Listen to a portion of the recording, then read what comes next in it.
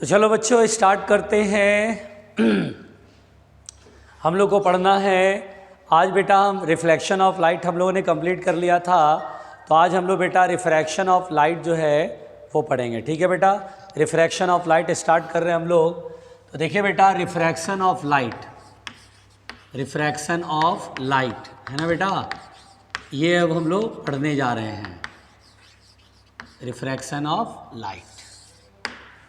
ठीक, चलिए refraction of light के क्वेश्चन बहुत मिलते हैं बेटा। रिफ्रैक्शन ऑफ लाइट बहुत सारे क्वेश्चन मिलते हैं आपको, इसलिए इसे ढंग से पढ़िएगा। रिफ्रैक्शन ऑफ लाइट क्या है? तो सबसे पहली बात तो बेटा कि लाइट होमोजीनियस मीडियम में, अगर मीडियम एक जैसा है तो उसमें स्ट्रेट लाइन में चलता है ना बेटा।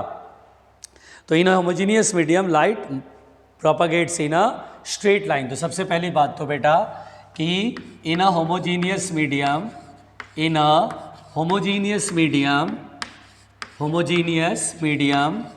light travels in a homogeneous medium light travels in straight line path, light travels in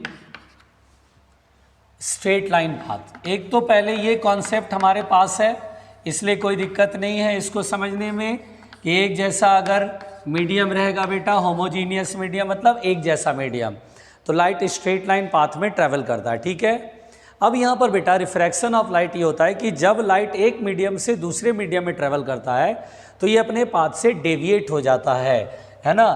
तो इसका मतलब सिंपल सी बात है, व्हेन लाइट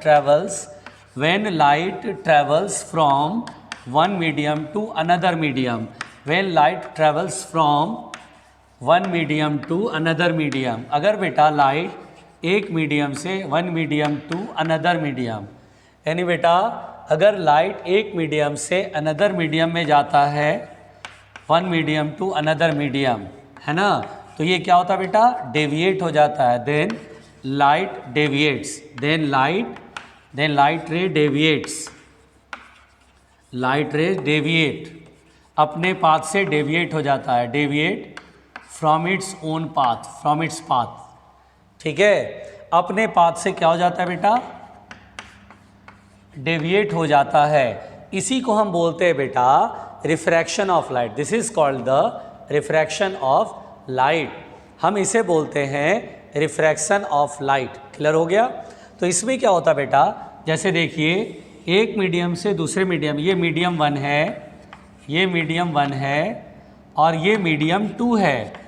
तो यहाँ पर देखिए बेटा लाइट एक में, अच्छा ये जो सरफेस है बेटा दो मीडियम को सेपरेट कर रहा है, ये जो लाइन खींचा ये सरफेस है जो दो मीडियम को सेपरेट कर रहा है।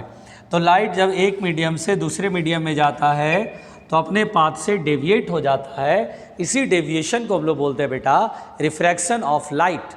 क्लियर हुआ? जब भी एक मीडियम से दूसरे मीडियम में जाएगा ना तो लाइट अपने पाथ से डेविएट हो जाएगा, इसी को बोलते हैं हम लोग रिफ्रैक्शन ऑफ लाइट। पहुंचिए, चलिए लिखिए जल्दी से।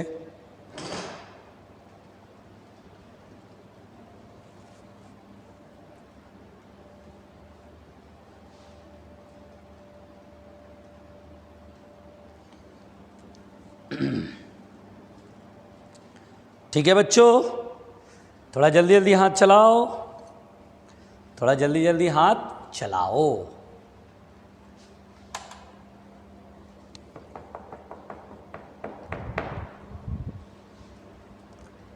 ठीक, मिटा दूं? मिटा दूं? चलो देखो बेटा, अब ध्यान से समझना, बिल्कुल आराम से समझना।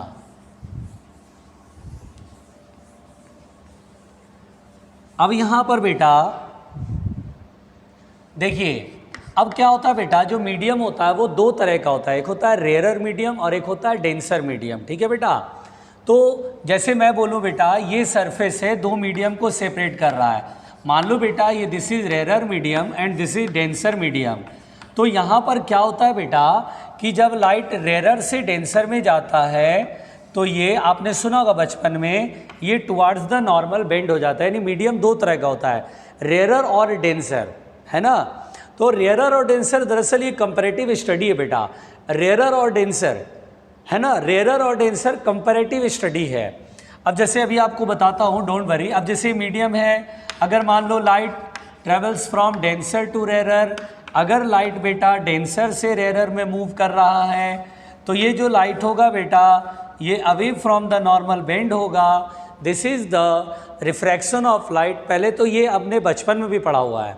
अच्छा, रेयर और डेंसर में बोलते हैं बेटा कि रेयर और डेंसर जो मीडियम होता है वो मीडियम सबसे पहले जो मीडियम रेयर है या डेंसर है तो वो डेंसिटी के हिसाब से नहीं बताया गया है। ऐसा मत समझ जाना कि रेयर है तो डेंसिटी लो और डेंसर है तो डेंसिटी हाई। नो, रेयर और डेंसर जो बेटा डेंसिटी के बिहाफ से नहीं बताते हैं। रेयर और डेंसर बताते हैं स्पीड ऑफ लाइट की हेल्प से, कि स्पीड ऑफ लाइट जैसे इस मीडियम में जा रहा है, इस मीडियम में लाइट की स्पीड इससे कम हो, इससे ज़्यादा हो। रेयर मीडियम में लाइट की स्पीड ज़्यादा होगी। इस मीडियम में जितनी भी स्पीड है यहाँ ज़्यादा स्पीड है। जैसे इस मीडियम में ट्रेवल करा तो लाइट की स्पीड ज़्यादा, यहाँ आ गया तो कम हो गया।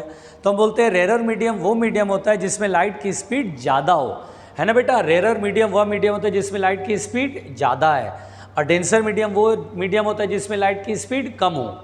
ठीक है, तो जैसे देखो यहाँ स्पीड ज़्यादा है, यहाँ कम है, तो बोलेंगे अच्छा यहाँ कम है, डेंसर मीडियम है, टुवर्ड द नॉर्मल बेंड होगा।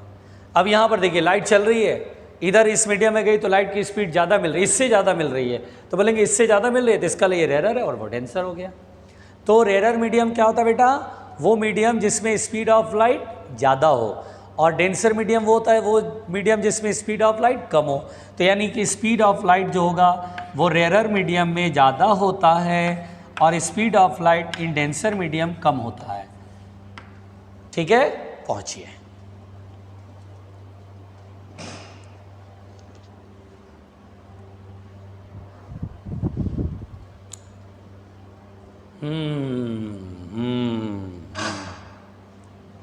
टफ नहीं है, आसान है। ठीक है, हो गया, जल्दी लिखना।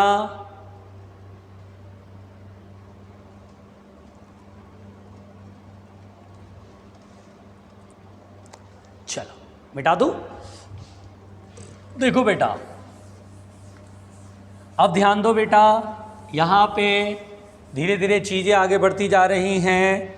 अब रिफ्रैक्टिव इंडेक्स देखिए बेटा, रिफ्रैक्टिव इंडेक्स, हर मीडियम की अपनी एक रिफ्रैक्टिव इंडेक्स होती है। Refractive index of a medium, किसी मीडियम की refractive index, refractive index of a medium. हम लोग मीडियम की रिफ्रैक्टिव इंडेक्स पढ़ने जा रहे हैं। तो रिफ्रैक्टिव इंडेक्स सिंपल डेफिनेशन है बेटा, रिफ्रैक्टिव इंडेक्स को म्यू से लिखते हैं। तो refractive index of a medium is speed of light in vacuum, speed of light in vacuum upon, बिल्कुल आराम से सीखना, speed of light in vacuum upon speed of light in medium, speed of light in vacuum upon speed of light in medium, speed of light in medium. This is the refractive index, this is the refractive index. यानी बेटा mu का मतलब होता है speed of light in vacuum upon speed of light in medium. यानी mu बराबर होगा C by we. Mu बराबर होता है बेटा C by V. C 3 × 10⁸ metre per second, V speed of light, जिस मीडियम की रिफ्रैक्टिव इंडेक्स बतानी उस मीडियम में लाइट की स्पीड। ठीक है, अब जैसे देखिए एयर के लिए बेटा, फॉर एयर के लिए म्यू की वैल्यू लगभग 1 ली गई है, क्योंकि एयर में जो लाइट की स्पीड होती है वो वैक्यूम में जो स्पीड ऑफ लाइट उसके लगभग बराबर ही होते हैं। इसलिए एयर अगर बोले या वैक्यूम बोले तो बात एक ही समझना। तो एयर का रिफ्रैक्टिव इंडेक्स, एयर मीडियम की रिफ्रैक्टिव इंडेक्स 1 होगी। ठीक है बेटा, हमेशा याद रखिए कि जो म्यू की वैल्यू होगी वो 1 से बड़ी ही होती है। अब जैसे कोई बोलेगा ग्लास, ये देखिए नॉर्मली हर बच्चे को याद रहता है, आपको भी याद होना चाहिए। ग्लास का रिफ्रैक्टिव इंडेक्स तो 3/2 होता है, दैट इज़ 1.5। तो ग्लास का refractive index 3/2 that is 1.5। Water का रिफ्रैक्टिव इंडेक्स देखिए, फॉर वाटर तो वाटर के लिए जो रिफ्रैक्टिव इंडेक्स होता है बेटा वो होता है 4/3 दैट इज़ 1.33। तो इस तरह से ये देखिए रिफ्रैक्टिव इंडेक्स, यानी इट इज़ क्लियर दैट कि mu is always greater than और इक्वल टू 1। म्यू कभी 1 से छोटा होगा नहीं, म्यू हमेशा 1 से बड़ा ही होगा, म्यू हमेशा 1 से बड़ा होगा। इक्वल टू 1 होगा फॉर एयर के लिए, बाकी किसी के लिए भी 1 से बड़ा होगा, 1.5, 1.33 कुछ भी होगा, लेकिन 1 से बड़ा होगा। पहुँचो, घबराओ नहीं, पहुँचो, जल्दी लिखो।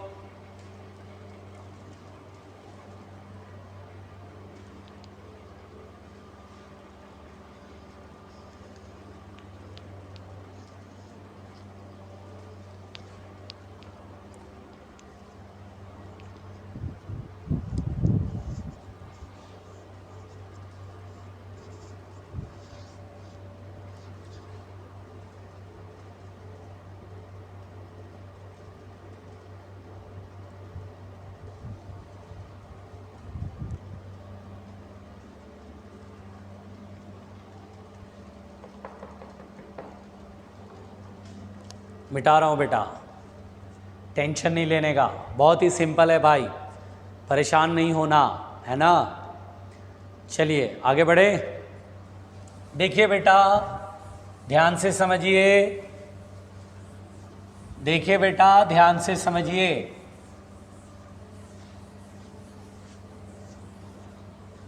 देखिए यहाँ पर बेटा, अब आप ये चीज़ जान लीजिए, डेंसर मीडियम का रिफ्रैक्टिव इंडेक्स ज़्यादा होगा और रेरर मीडियम का रिफ्रैक्टिव इंडेक्स कम होगा। देखिए डेंसर मीडियम में स्पीड जो है वो कम होता है, स्पीड ऑफ लाइट कम होगा, लेकिन रिफ्रैक्टिव इंडेक्स ज़्यादा होगा, है ना बेटा। और रेरर मीडियम की रिफ्रैक्टिव इंडेक्स कम आएगी। ये चीज़ बच्चों याद रखना पड़ेगा, डेंसर की रिफ्रैक्टिव इंडेक्स कम होती है, ज़्यादा होती है। एक्चुअली क्या होता है, म्यू बराबर होता है C/V, तो mu proportional to 1/V। Speed of light अगर कम है तो रिफ्रैक्टिव इंडेक्स ज़्यादा, स्पीड ऑफ लाइट ज़्यादा है तो रिफ्रैक्टिव इंडेक्स कम। रेरर मीडियम में स्पीड ज़्यादा होती है तो म्यू कम आएगा, और डेंसर मीडियम स्पीड कम है तो म्यू ज़्यादा आएगा। तो म्यू डेंसर मीडियम की refractive index greater than refractive index of the rarer. ठीक है, घबराना नहीं बच्चों, घबराना नहीं, बिल्कुल नहीं घबराना।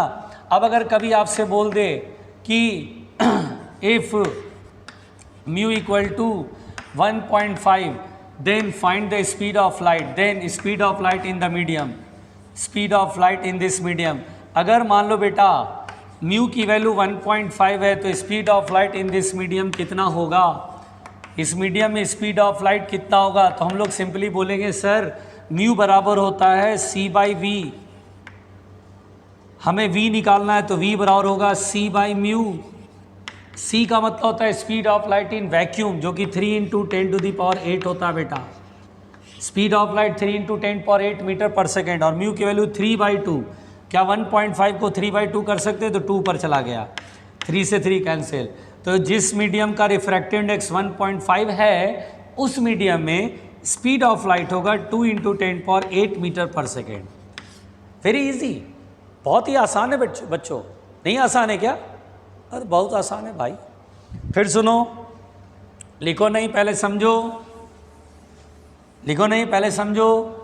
अगर कभी रिलेटिव रिफ्रैक्टिव इंडेक्स की बात करें, रिलेटिव रिफ्रैक्टिव इंडेक्स, जैसे बेटा आपसे बोले refractive index of second with respect to first, refractive index of second with respect to first, इसका मतलब होता है refractive index of second with respect to first का है तो डिवाइड करना है। कभी बोले refractive index of second with respect to first, तो जिसका रिफ्रैक्टिव इंडेक्स निकालना, जिसके रिस्पेक्ट में उसको डिवाइड में करना है। इसको बेटा μ2/μ1, इसे आप ऐसे लिखते हैं μ21, या कहीं कहीं आप देखोगे μ2 तो लिखेगा, विद रिस्पेक्ट टू 1 है ना, तो यहाँ नहीं लिखे, कभी कभी यहाँ लिख देता है। जैसे अगर आपसे बोलेगा क्या मतलब होता है इसका बताइए, μg और इधर w, G for glass, W for water, क्या मतलब होता है बेटा, μw/μg है कि μg/μw है, तो हम बोलेंगे सर μg/μw है।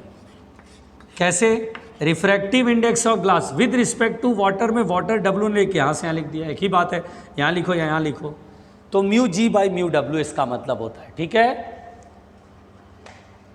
डरना नहीं है, पहुँचो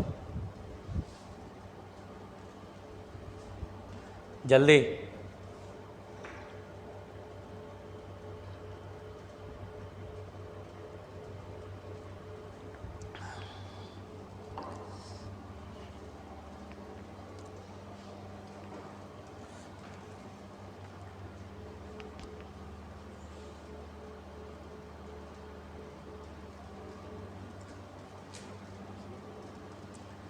थोड़ा जल्दी जल्दी लिखना बच्चों, सिंपल सिंपल चल रहा है, जान मत दे देना, सिंपल सिंपल चल रहा है, जान मत दे देना।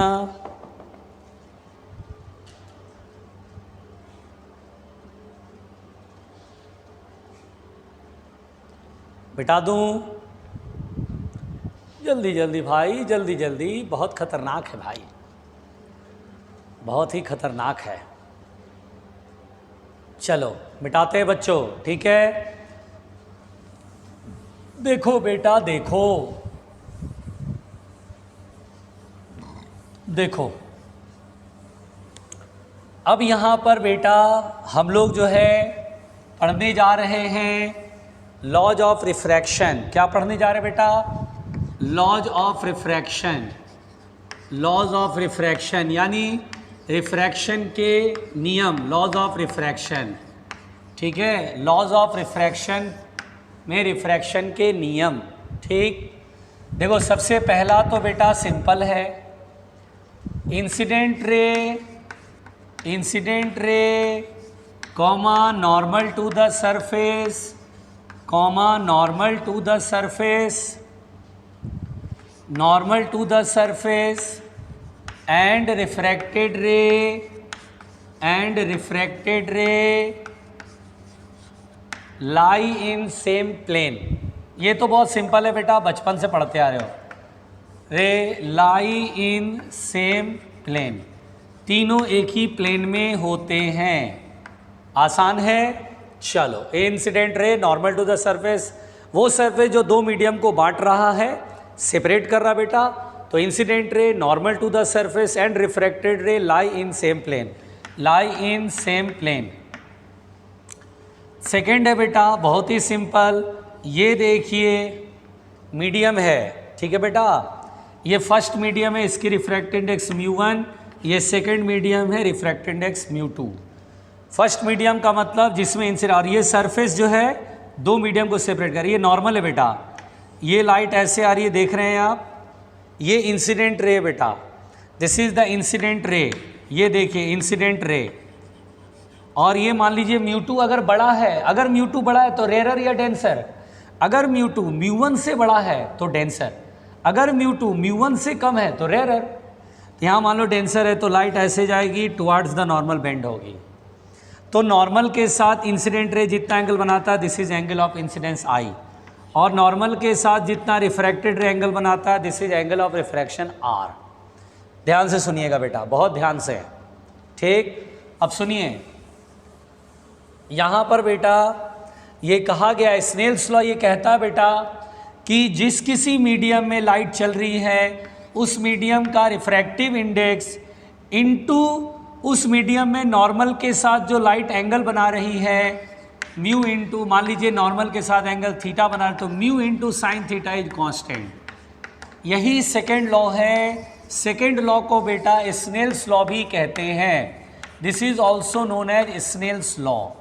बहुत अजीब है, आपने पढ़ा था कुछ और, यहाँ कुछ और मिल रहा है। देखिए mu into sine theta is constant, मतलब जिस मीडियम में लाइट ट्रेवल करे उस मीडियम का refractive index into sine of the angle made with the normal, उस मीडियम में नॉर्मल के साथ जितना एंगल बना रहा है वो उसमें साइन लगा दो, तो म्यू इंटू साइन आई यानी mu into sine theta is constant. जैसे इस मीडियम में ट्रेवल कर रहा है, तो इस मीडियम में μ1 है रिफ्रैक्टिव इंडेक्स, नॉर्मल के साथ कितना एंगल बना रहा है, sine i, it should be constant, मतलब इक्वल होगा। अब किसी दूसरे मीडियम में रिफ्रैक्ट होके गया, रिफ्रैक्ट होके इस मीडियम में गया, इस मीडियम का रिफ्रैक्टेड इंडेक्स μ2, और इस मीडियम में नॉर्मल के साथ कितना एंगल बना रहा है बेटा, आर, तो साइन आर।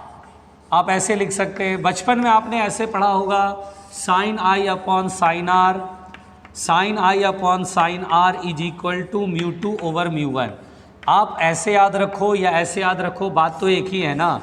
तो दिस इज स्नेल्स लॉ। तो स्नेल्स लॉ क्या है बेटा, तो mu into sine theta is constant, मतलब जिस मीडियम में चल रहा लाइट उस मीडियम की रिफ्रैक्टिव इंडेक्स इनटू उसी मीडियम में नॉर्मल के साथ जो एंगल बना रहा है उसमें साइन लगाएंगे, mu into sine theta is constant. पहुँचो, चलो पहुँचो भाई, पहुँचो, लिखो, घबराओ नहीं, लिखो।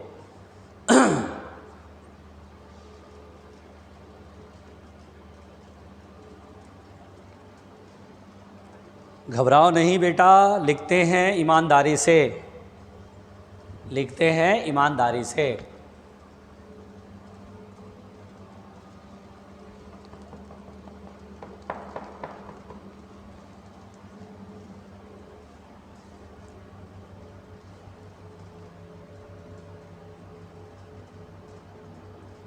जल्दी लिखो, जल्दी हाथ चलाना, जल्दी हाथ चलाना।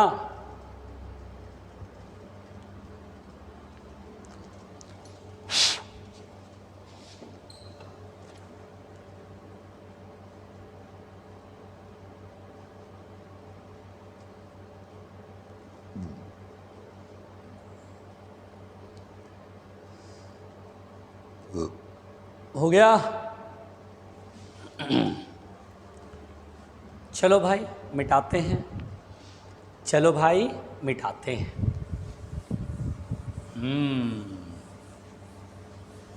घबराने का नहीं, घबराने का नहीं।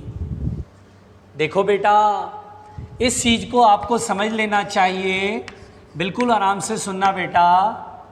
अगर कभी भी जैसे फर्स्ट पॉइंट में आपसे कहूँ कि बेटा ये जो है एंगल ऑफ इंसिडेंस, ठीक है, बिल्कुल आराम से सुनना, बिल्कुल आराम से सुनना। घबरा तो नहीं रहे हो? बिल्कुल ध्यान से सुनना। उधर लिख लिया, क्योंकि जब तक वो लिखा रहेगा तब तक आपका ध्यान नहीं जाएगा इधर। मान लो बेटा मैंने आपसे कहा कि ये लाइट एयर में ट्रैवल कर रहा है, एयर में ट्रैवल कर रहा है, और ये एयर से कोई दूसरे मीडियम में गया। इस मीडियम का रिफ्रैक्टिव इंडेक्स √2 है। ठीक है बेटा? अच्छा, बिल्कुल आराम से सुनना। अब अगर मान लो लाइट 45 डिग्री के एंगल पर गिरी, तो बताओ, पहले तो एयर का रिफ्रैक्टिव इंडेक्स 1, इसका √2 है, तो ये बड़ा है, डेंसर है ये। वैसे भी एयर से छोटा कोई रिफ्रैक्टिव इंडेक्स हो ही नहीं सकता, जो भी होगा एयर से बड़ा ही होगा। ये लाइट इधर मुड़ गई, मुझे R सॉल्व करने को कहा। कैसे करेंगे? स्नेल्स लॉ अप्लाई करो। तो देखो कैसे करें। एयर में ट्रेवल हो रहा है तो 1 इंटू नॉर्मल के साथ कितना एंगल बना रहा है? 45, तो 1 into sine 45 degree is equal to, इस मीडियम में ट्रेवल हो रहा है, इस मीडियम का रिफ्रैक्टिव इंडेक्स कितना है? √2 इंटू साइन R, साइन 45 1/√2 और √2 इंटू साइन R। ठीक है बेटा, समझ में आ रहा है? बहुत ही सिंपल, नहीं चल रहा हूँ? यस। √2 नीचे गया, √2 इंटू √2 1/2, तो sine R is equal to 1/2, तो R is equal to 30 degree. हम बोलेंगे सर यहाँ पर एंगल ऑफ रिफ्रैक्शन 30 डिग्री है। आसान है, सिंपल कहानी है। कैसे मैं स्नेल्स लॉ अप्लाई करा, देख रहे हो बेटा? बहुत ही सिंपल तरीके से अप्लाई करा। हमेशा याद रखो, mu into sine theta. Mu air में 1 है, नॉर्मल के साथ 45 साइन 45 इक्वल टू ये refractive index into sine R, normal के साथ आ रहा है साइन R। हो गया खत्म? घबरा गए? चलो लिखना नहीं, ध्यान से सुनो। पहले आपके साथ पंगा तो यही है कि आप लिखने में बहुत उस्ताद हैं, ध्यान दीजिए। दूसरी बात बेटा, यहाँ पे मान लीजिए बेटा ये सरफेस से दो मीडियम को सेपरेट कर रहा है। ये μ1 मीडियम है पहला, और ये दूसरा मीडियम है बेटा। अब लाइट परपेंडिकुलरली गिरा सरफेस पर। अगर लाइट किसी सरफेस पर परपेंडिकुलरली गिरा, यानी एंगल ऑफ इंसिडेंस इज 0, तो जानते हो बेटा लाइट बिना डेविएट हुए सीधा निकल जाएगा। हम बोलेंगे no deviation, no deviation, light अपने पाथ से डेविएट नहीं करेगा। और हमने रिफ्रैक्शन का मतलब क्या पढ़ा था कि लाइट अपने एक मीडियम से दूसरे मीडियम में जाता है तो लाइट अपने पाथ से डेविएट हो जाता है, दिस इज कॉल्ड रिफ्रैक्शन। तो यहाँ पर हम बोलते हैं नो रिफ्रैक्शन, नो रिफ्रैक्शन। क्या रिफ्रैक्शन हुआ? तो नहीं भाई, रिफ्रैक्शन कहाँ हुआ? डेविएशन ही नहीं हुआ, लाइट अपने पाथ से डेविएट ही नहीं हुई। लेकिन Snell's law valid, but Snell's law is valid, Snell's law is valid. Snell's law valid है बेटा। कैसे sir? Simple, μ1 into sine normal के साथ 0 degree, μ1 into sine 0 degree 0 equal to μ2 into angle of refraction normal के साथ कितना बना रहा है? 0, तो μ2 इंटू साइन 0 0, यहाँ भी 0, यहाँ भी 0, नहीं आया। देखो μ1 into sine I, it should be equal to μ2 into sine R, यही स्नेल्स लॉ है। साइन I की वैल्यू 0 है तो साइन 0 डिग्री 0। अब μ2 इंटू साइन R करो, ये भी 0 आ रहा है क्योंकि आर भी तो जीरो है, डेविएशन जब नहीं होता है तो नॉर्मल के साथ 0 डिग्री का एंगल है, 0 तो देखो दोनों बराबर नहीं है। यस, स्नेल्स लॉ वैलिड है, लेकिन रिफ्रैक्शन ऑफ लाइट नहीं हुआ यहाँ पर।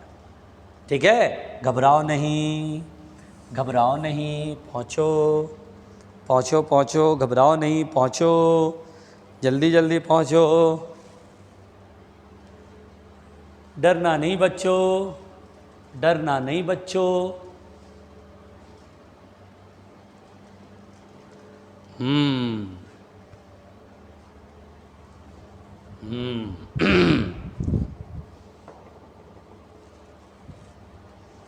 चलो मिटाने का कार्यक्रम शुरू करें। कुछ लोग तो इतने स्लो हैं ना, धीरे धीरे आराम आराम से लेट लेट के लिखते हैं। जल्दी लिखो बेटा, जल्दी लिखो बेटा,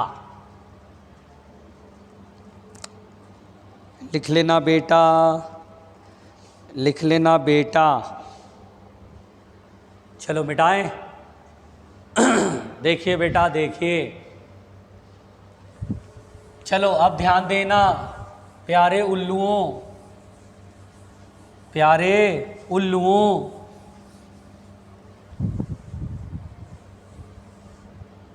मिटा दूं? चलो मिटाते हैं।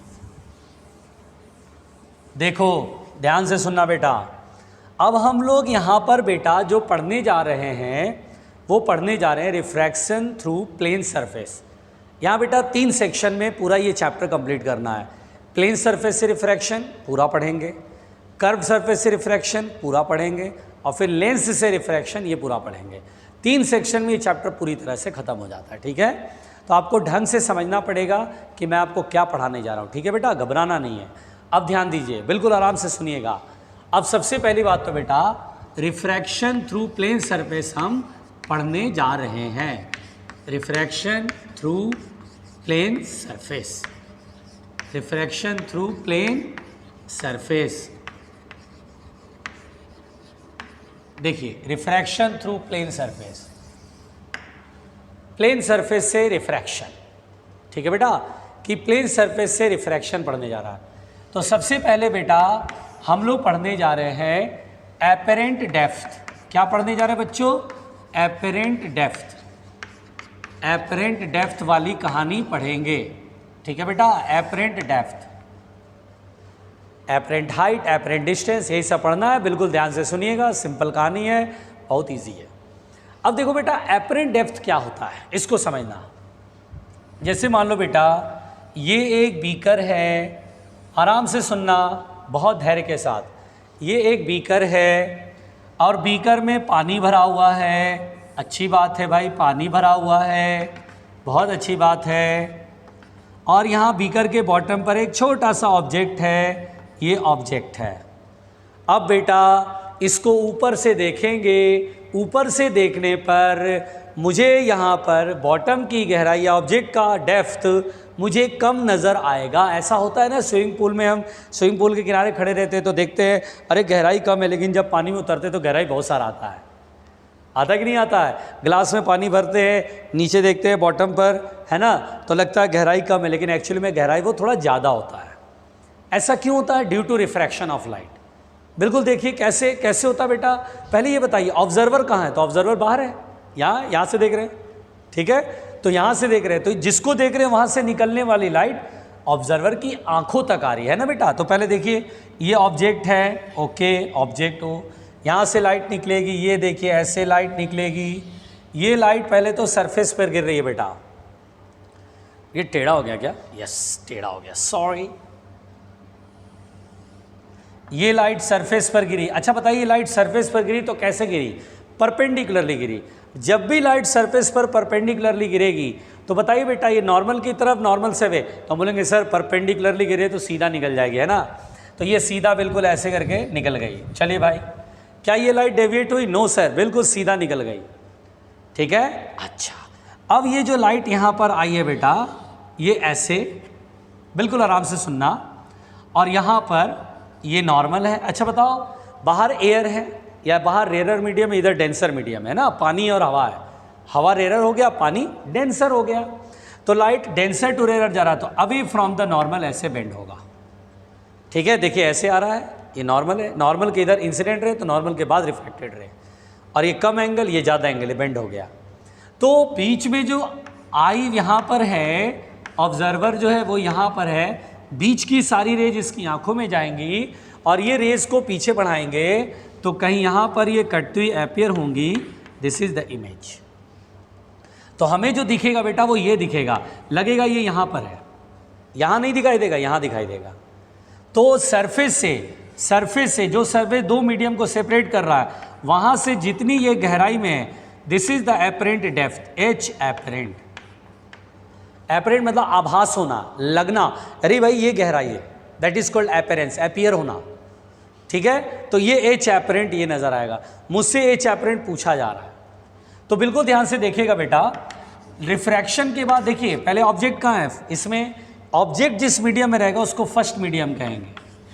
बिल्कुल मेरे वर्डिंग्स पे गौर करना। देखो कुछ लोग तो वर्डिंग्स पे गौर ही नहीं कर रहे, कुछ लोग तो सोते हैं, कम बगल सामने क्लास में सोते हैं, तो फिर कौन सी बड़ी बात है कि ऑनलाइन में भी सो रहे होंगे, ऑनलाइन में भी सो रहे होंगे, अभी देख रहे होंगे तो सो रहे होंगे।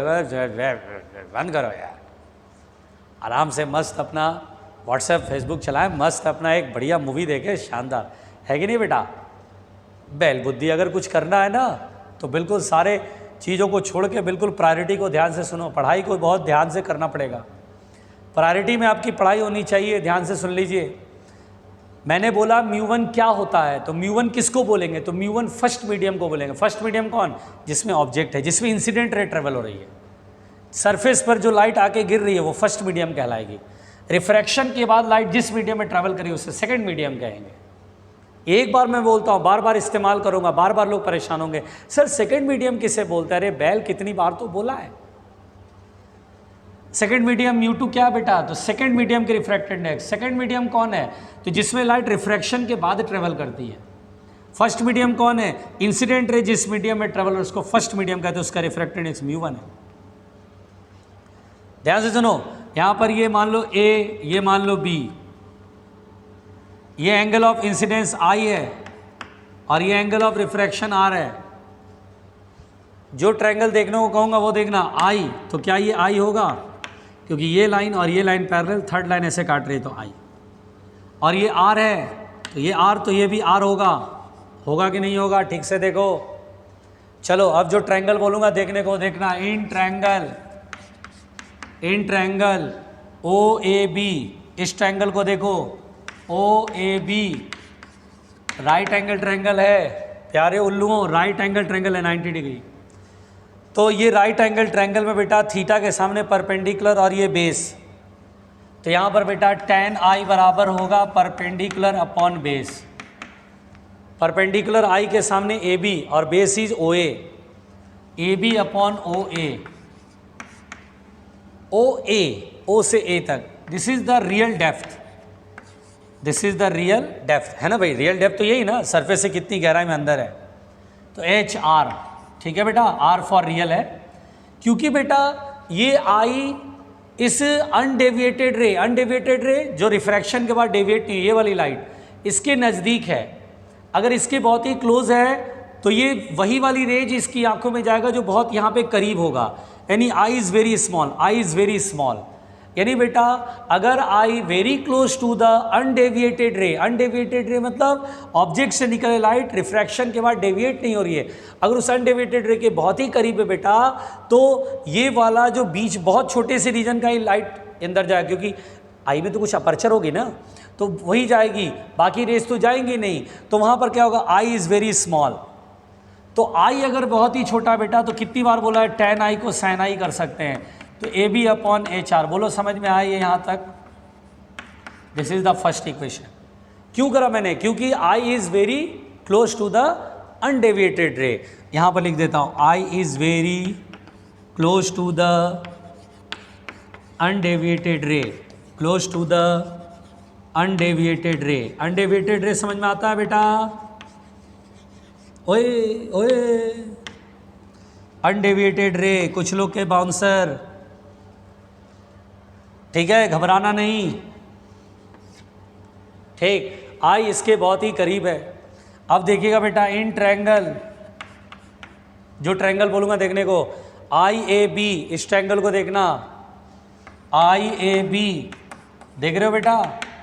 चलो R के सामने परपेंडिकुलर, ये बेस और ये हाइपोटेनियस, tan R बराबर AB अपॉन AI, तो tan R बराबर AB अपॉन AI। क्या tan R को sin R करेंगे? क्यों? क्योंकि सर ये तो बहुत ही नज़दीक वाली रेंज जाएगी आंखों में, I बहुत छोटा, R भी बहुत छोटा, तो यहाँ पर बेटा tan R को sin R करेंगे, AB अपॉन और AI क्या है बेटा? H apparent.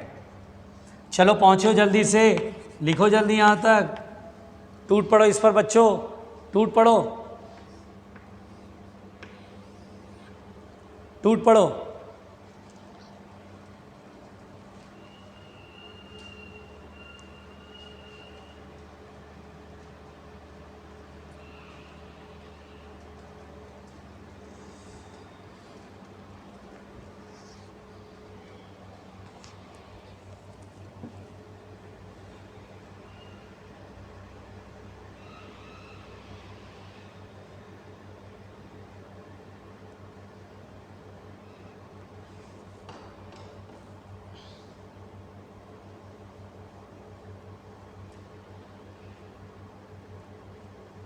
जल्दी लिखो बेटा।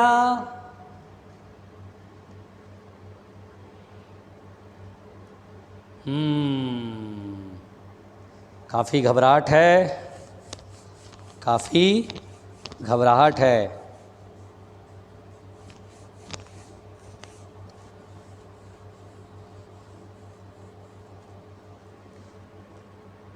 मिटा दूं?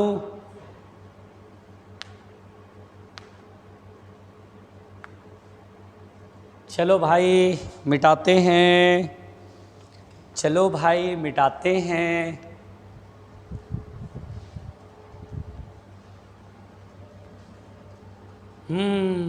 अभी तो कुछ लोग डायग्राम भी बना रहे होंगे, बहुत खतरनाक लोग हैं। जल्दी बनाओ भाई, जल्दी बनाओ, आधा मिनट और रुक रहा हूँ। खतरनाक प्राणियों,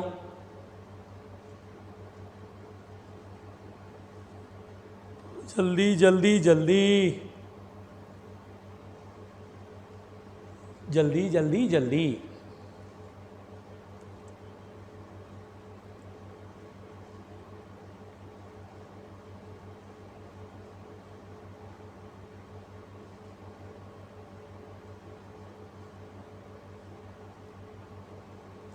हाँ हो गया, फटाफट फटाफट, हाथ को जल्दी जल्दी चलाना पड़ता है।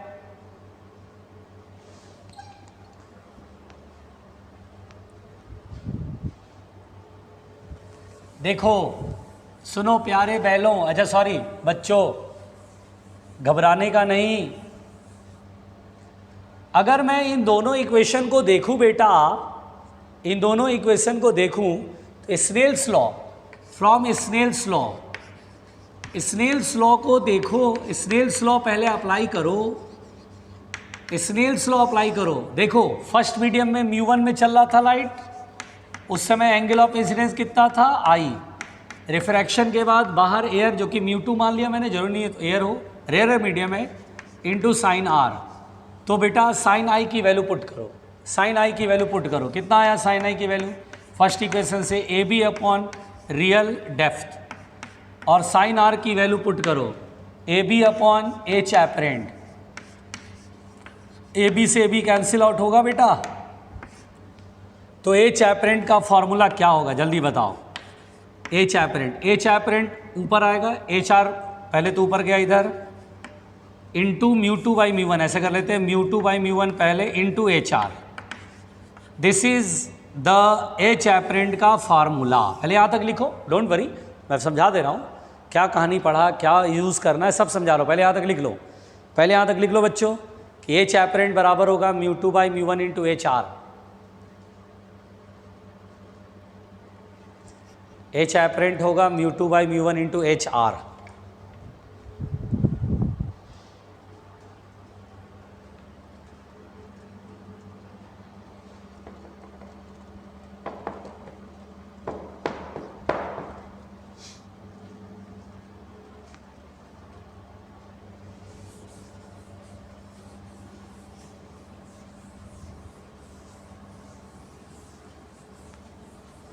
ध्यान देना बच्चों, ध्यान देना, घबराना नहीं, परेशान मत होना, ठीक है। सब बताता हूँ, टोटल एवरीथिंग बता दूंगा। पहले यहाँ तक लिख लो, एच एपरेंट का फॉर्मूला।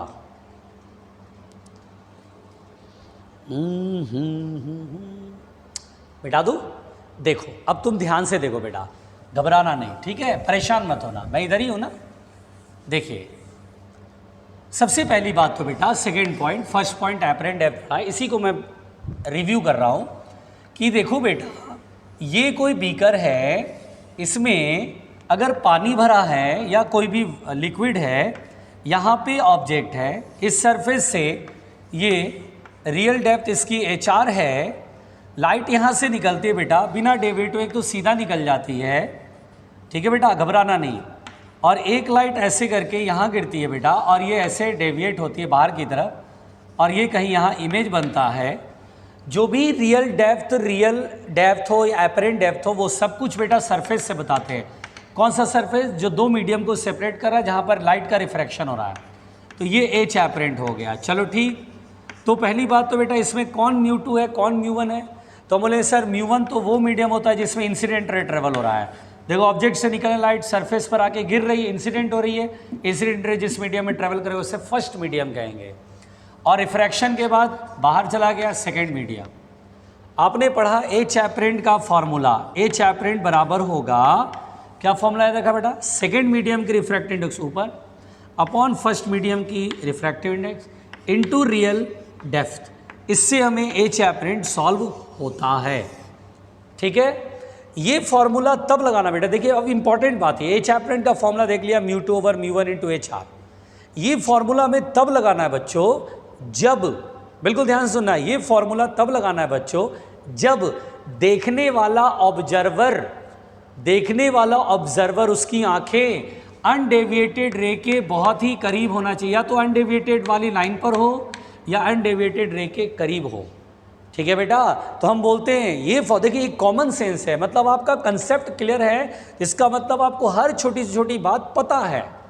कंसेप्ट क्लियर का मतलब क्या, आपको हर छोटी छोटी बात पता है। जहाँ पे बच्चे कंफ्यूज होते हैं वहाँ पे आप बहुत कॉन्फिडेंटली जवाब देते हैं कि भाई ये फॉर्मूला हर जगह लागू नहीं होगा, भाई हर जगह वैलिड नहीं होगा। ये फॉर्मूला वैलिड होगा जब i is very close to the undeviated ray, या फिर अनडेविएटेड रे पर ही आई है।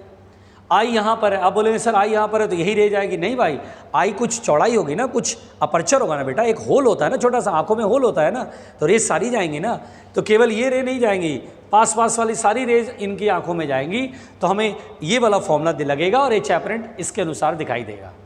अब जैसे कोई कहे कि सर ये बीकर है और सर यहाँ पर ये ऑब्जेक्ट है, लाइट ऐसे निकला और आदमी जो है बिल्कुल इधर है, observer far away from the undeviated रे से दूर है, अवे फ्रॉम द अनडेविएटेड रे। उस केस में क्या, एच एपरेंट का फॉर्मूला यहाँ, जैसे एच एपरेंट ये होगा, लाइट ऐसे मिलाएंगे पीछे की तरफ, एच एपरेंट, तो हम बोलेंगे H apparent here not equal to μ2 by μ1 into HR, यहाँ वैलिड नहीं होगा। तो दिस फॉर्मूला कब वैलिड होता है बेटा, जल्दी बताओ। ये फॉर्मूला तब वैलिड होता है जब i is very close to the undeviated ray, या फिर आई जो है अनडेविएटेड रे पर ही है। लेकिन when I is away from the undeviated रे, जरा सा भी क्लोज होने से, क्लोज नहीं है, बिल्कुल थोड़ा सा दूर हटा, जैसी दूर हटा बस फॉर्मूला इनवैलिड हो जाएगा और वैल्यू नहीं लगेगा। बोलो क्लियर, ये समझना था। तो हम यहाँ पर क्या बोलेंगे, i is very close to the undeviated ray, यहाँ लिख दूँ, बार बार यहीं लिख रहा हूँ, ये तो लिखा हुआ है, यहाँ लिख देता हूँ, i is not very close to the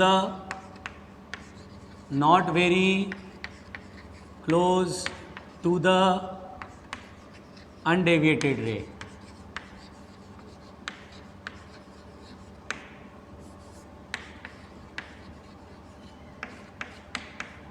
आई यहाँ पर है, आँख यहाँ पर है, तो उस केस में एच एपरेंट का ये फॉर्मूला नहीं लगेगा। बोलो क्लियर हुआ, लिखो लिखो लिखो, जान मत देना, मैं देखो पूरा लिखने का मौका दे रहा हूँ, इसलिए जब मैं पढ़ाता हूँ बेटा तो उस समय केवल समझा करो, लिखने का वक्त मैं आपको पूरा देता हूँ, बस आप जिस समय मैं समझा रहा हूँ सिर्फ और सिर्फ समझने पे फोकस किया करो।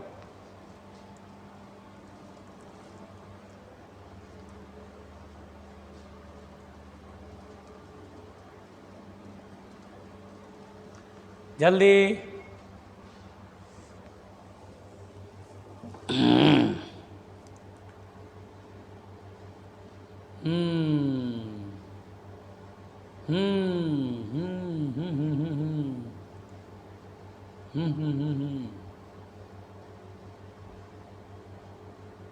लिख लिया बच्चों?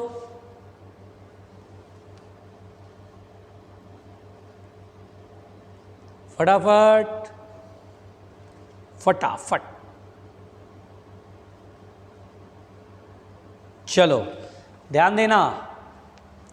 देखो बेटा, अब एक बात समझो। अगर आपसे बोलेगा सर क्वेश्चन में क्या गिवन होगा कि आई बहुत ही पास है या आई बहुत दूर है, ऐसा कुछ गिवन होता है? तो नहीं, क्वेश्चन में गिवन नहीं होगा। तो फिर आप बोलेंगे सर कैसे बनाए, ये वाला फॉर्मूला लगाएं या ये फिर फॉर्मूला लगाए ही नहीं, फिर ज्योमेट्री से बनाए? तो बोलेंगे देखो बेटा, अगर कुछ नहीं किया तो समझ के चलना कि i is very close to the undeviated ray. Yes, अगर कुछ नहीं बोलेगा बेटा तो हम ये समझ के चलेंगे कि i is very close to the undeviated ray, है ना। अगर ऐसा रहेगा कि आई दूर है तो वो बोल देगा, वो बोल देगा, समझ गए, वो बोल देगा। सो घबराना नहीं है, घबराना नहीं है, वो बोल देगा। नहीं बोलेगा तो आपको क्या लेना है, यही केस लेना है, समझ के चलना। अरे कुछ नहीं बोला, इसका i is very close to the undeviated ray. ये अनडेविएटेड रे जो डेविएट नहीं हो रहा, इसी के बहुत ही करीब है। बोलो क्लियर? चलिए ध्यान से सुनिएगा, ध्यान से सुनिए, घबराइए नहीं, ध्यान से सुनिए, घबराइए नहीं। देखो बेटा, अब जैसे देखिए एपरेंट हाइट पूछा जाए, एपरेंट हाइट, एपरेंट हाइट जैसे बोलेगा बेटा कि ये सरफेस है, मान लीजिए ये वाटर है, मान लीजिए ऑब्जर्वर यहाँ पर है, ये आई है देखने वाला, और ऑब्जेक्ट हवा में है। जैसे मछली पानी में रहती है और ऊपर किसी चीज़ को देखती है। तो यहाँ पर बेटा क्या होता है, जरा बात को ध्यान से समझिएगा, जरा बात को ध्यान से समझिएगा। अब ध्यान दीजिए बेटा, तो ऑब्जेक्ट, पहले बताओ कि एपरेंट हाइट, एपरेंट डेप्थ या apparent real height, real depth कहाँ से मेजर करते हैं बेटा? तो हमेशा सरफेस से जो दो मीडियम को सेपरेट कर रहा है। तो देखिए मान लीजिए ये जो रियल हाइट है, इसको हाइट बोल रहे हैं क्योंकि ऊपर की तरफ देख रहे हैं, एच रियल हाइट है। अब देखिए लाइट यहाँ से निकलेगी, लाइट ये जाएगी, ये ऐसे। तो कुछ लोग, कुछ इतने बड़े बैल हैं, बोलते हैं अच्छा सर ये देखिए इसी लाइन पे है ना सर, तो उसको जहाँ वहीं दिखाई देगा। अरे बैल, आई में कुछ अपर्चर होता है, कुछ साइज होती है जिसमें कि केवल यही नहीं और भी लाइट जो पास पास वाली वो सब जाएगी। तो जब वो जाएगी तो देखिए लाइट ऐसे करके यहाँ बेटा रेयर से डेंसर, तो अवे फ्रॉम द नॉर्मल या toward the normal, toward the normal. तो यही जो लाइट है बेटा देखिए ऐसे करके ये टुवर्ड द नॉर्मल बेंड करेगी। तो इनको पीछे की तरफ बढ़ाते हैं तो कहीं यहाँ से एपियर होती है आती हुई। घबराना नहीं, देखो ना लाइट अभी ऐसे थी, ऐसे हो गई, समझो, थोड़ा फैला करके बनाता हूँ। ऐसे थी ऑब्जेक्ट, समझना बेटा, ध्यान से समझना बेटा। अभी लाइट अंदर की तरफ मुड़ गई, तो इसको पीछे की ओर बढ़ाओगे तो कहीं यहाँ से आती एपियर नहीं होगी, होगी ना, वही बात है बेटा। तो इमेज यहाँ बन जाएगा, यहाँ दिखाई देगा। यानी जब ऑब्जर्वर यहाँ है, डेंसर मीडियम में है, कहाँ है बेटा? डेंसर मीडियम में है, यानी मछली है पानी में, और ऊपर पक्षी को देख रही है, तो पक्षी क्या होगा? ज़्यादा ऊंचाई पर दिखाई देगी। ऐसा लगेगा हाइट ज़्यादा है, नहीं लगेगा क्या? ये रियल है and this is H apparent, ये एपरेंट होगा, दिस इज एच एपरेंट। अगर बेटा मुझसे कहेगा चलो सर एपरेंट हाइट बताओ, तो कुछ नहीं करना, फॉर्मूला वही वाला लगाना बेटा, फॉर्मूला वही वाला लगाना। एक बार डेरिवेशन पढ़ते हैं फिर उसी फॉर्मूले को इस्तेमाल करते हैं, बस। एच एपरेंट बराबर हाइट एपरेंट समझो, डेप्थ एपरेंट समझो, फॉर्मूला वही रहेगा। म्यू टू बताओ बेटा, म्यू टू कौन ले? म्यू टू का मतलब क्या है? एयर ले या वाटर ले, जल्दी बताओ। तो हम बोलेंगे सर म्यू टू का मतलब होता है सेकंड मीडियम। सेकंड मीडियम मतलब रिफ्रैक्शन के बाद लाइट, तो लाइट रिफ्रैक्शन के बाद यहाँ आ रही है। देखो लाइट यहाँ, ये इंसिडेंट रे ऐसे आ रही है, इंसिडेंट रे जिस मीडियम में ट्रेवल करता है दिस इज फर्स्ट मीडियम, इसको फर्स्ट मीडियम कहेंगे।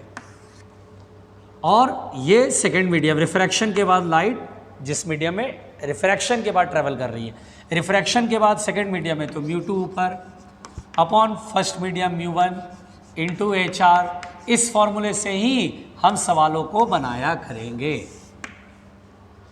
आई बात समझ में? यानी एच एपरेंट वाला जो एपरेंट डेप्थ कह लो, एपरेंट हाइट कह लो, बातें की है।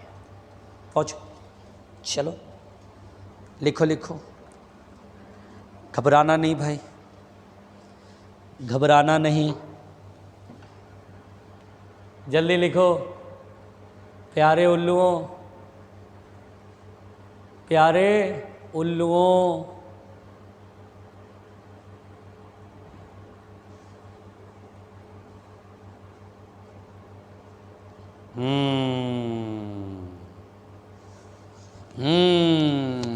घबराएगा नहीं कोई, घबराएगा नहीं कोई।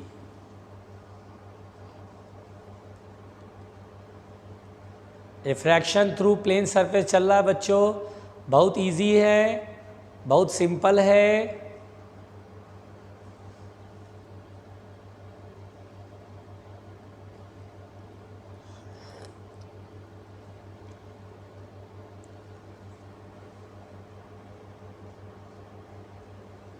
लिख लिया?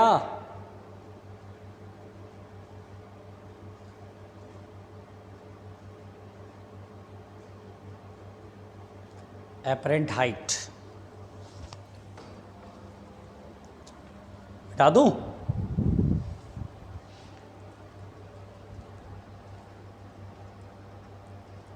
पहले बताओ कैसा लग रहा है? डर तो नहीं लग रहा बेटा? डर लग रहा होगा ना? डरना नहीं बस।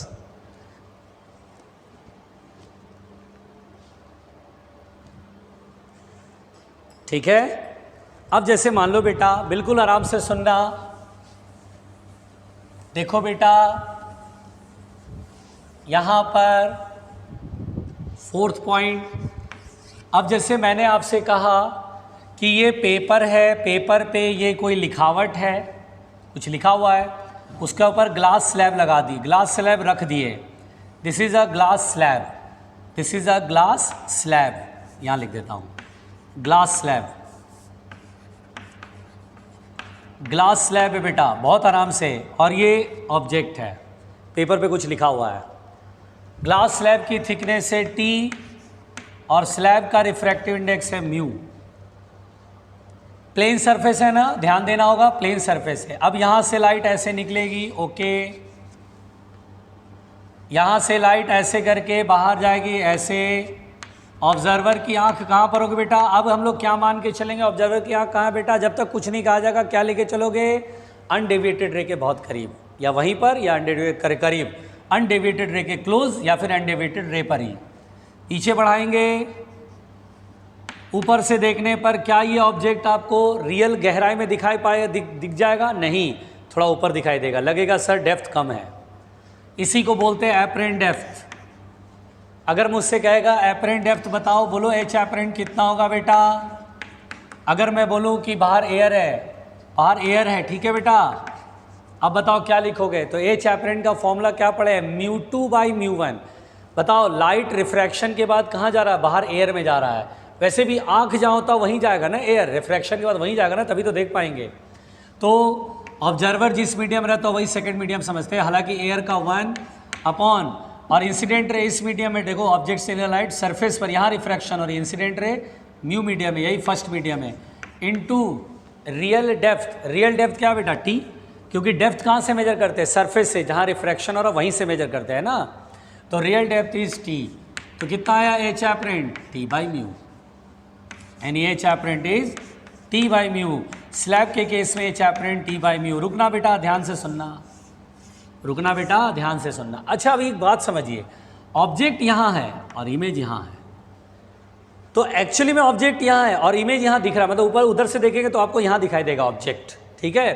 तो जितना ऊपर शिफ्ट होता है बेटा, this is called the normal shift, n.s, इसको बोलते हैं नॉर्मल शिफ्ट। अगर कभी बोलेगा नॉर्मल शिफ्ट, शिफ्ट मतलब नॉर्मल शिफ्ट, शिफ्ट को आप डिस्प्लेसमेंट भी बोल सकते हैं। नॉर्मल डिस्प्लेसमेंट मतलब ऑब्जेक्ट यहाँ पर है लेकिन दिखाई यहाँ दे रहा है, तो जितना ये खिसक गया ऊपर, उसी को बोलते हैं नॉर्मल शिफ्ट। अगर मुझसे कहेगा नॉर्मल शिफ्ट बताइए, तो नॉर्मल शिफ्ट कितना होगा, ये कैसे निकालोगे बेटा? तो पूरे में से, इतने में से ये घटाओगे, पूरा कितना है T, और ये एच एपरेंट, T में से एच एपरेंट घटाओगे तो ये निकल जाएगा। ये कैसे आएगा? इतने में से ये सब्ट्रैक्ट करेंगे तो ये आएगा T माइनस एच एपरेंट, और एच एपरेंट की वैल्यू कितना है T/μ। तो नॉर्मल शिफ्ट कितना होगा बेटा, T कॉमन लेंगे ब्रैकेट में 1 - 1/μ।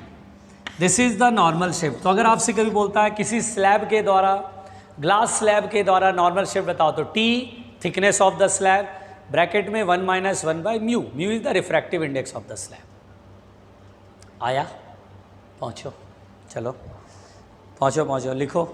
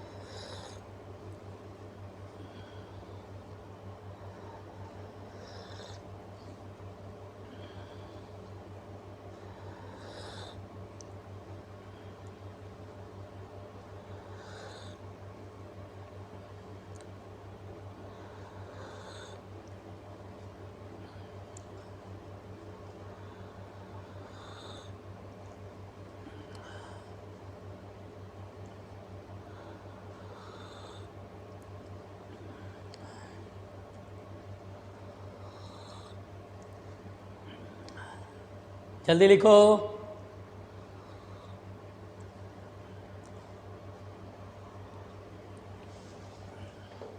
जल्दी।